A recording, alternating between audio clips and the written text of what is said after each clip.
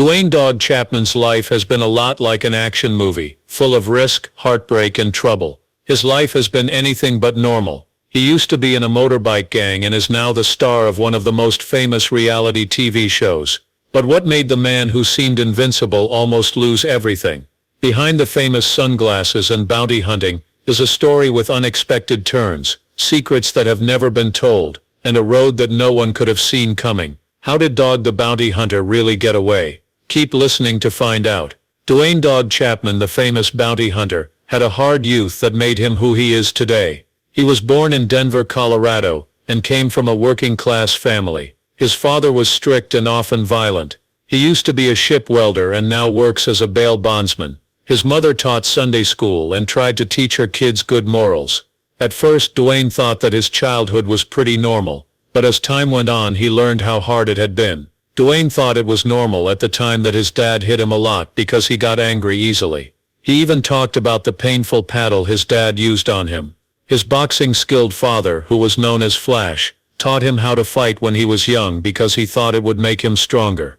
But Dwayne only wanted his dad to love and approve of him. Dwayne did leave home when he was 16 though and joined a motorbike gang called the Devil's Disciples. His mom was a preacher, and they went to church every week. This was a very daring move for him. He wasn't a fire and brimstone preacher, but he always stood up for his faith. He even got into a fight with someone who said bad things about Jesus. Because of that, the bikers called him Dog, which they said was God spelled backward. After that, he accepted the name and the personality that came with it. Back in the 1970s, Dog the Bounty Hunter met his first wife, LaFonda Sue Darnell, while they were both living in Denver. Their love for each other grew quickly, and after meeting for a few years, they got married in 1972. Along their trip together, they stopped in many places before settling down in Pampa, Texas, where LaFonda was born.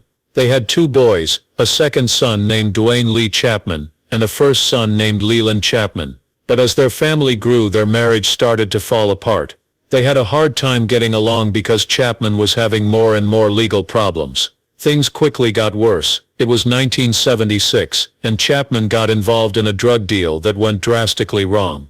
While he was waiting in the car, one of his friends got into a fight with Oliver, the supplier, and shoot him. Even though he was outside when the crime happened, Texas law still held him responsible. Chapman was charged with murder and given a 5-year prison term, but he only spent 18 months there. This is because he didn't report the crime. Chapman didn't give up after going to prison. It was the big moment. He was there for a while and cut hair for the guards. He even stepped in during a tense moment. When a prisoner tried to flee and the guards were about to kill him, Chapman stepped in and saved his life. Because he was so brave, he gained respect and a tip from a guard that would change his life. He became a bounty hunter. Chapman owed a lot of child support after getting out of jail early. Not surprisingly, even the judge in his case had urged him to become a bounty hunter because he was desperate to make money quickly. The judge saw something in the way Chapman behaved while he was in jail that made him think he had the guts and creativity to do the job. It seemed like a new start, but things got too hard for LaFonda to handle. By 1977, she had filed for divorce, and they were no longer together. Chapman was on the lookout for a new partner after his split. In his book he said that the same year he met Ann Tignell at a biker party in Colorado.